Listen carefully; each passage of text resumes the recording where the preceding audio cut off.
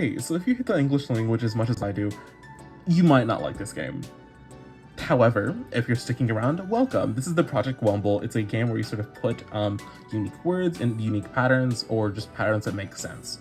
So for instance, something like the brown hamster. This makes sense because it's a determiner, then a adjective and a noun.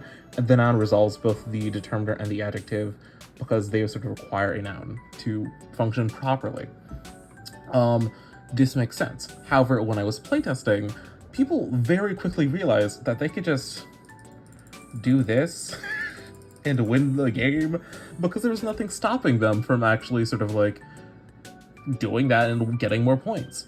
I originally didn't want to sort of negatively impact the player for trying new things. However, upon numerous amounts of playtests from various different people from different groups, I realized something's gotta go. So now if you play something like the brown hamster, just gonna get rid of all this. The brown hamster dog, this should not make sense because while the determiner, adjective, and noun, these are all sort of like grouped together to make a sort of independent clause that makes sense. The brown hamster dog, these are just sitting there and they don't do anything.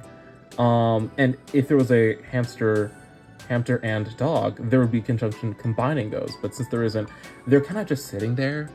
And now what I've implemented is that the game will actually punish you for having these here by decreasing your multiplier.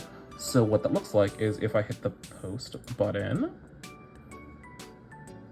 we're going to see less interactions than if this were valid. Because normally if this was all valid and there was a conjunction right here, we'd see around 1, 2, 3, 4, 5, 6 multiplier. But now we're only seeing the 4 because we're sort of having 2 elements hanging. So yeah, that's Wumble. So stay tuned.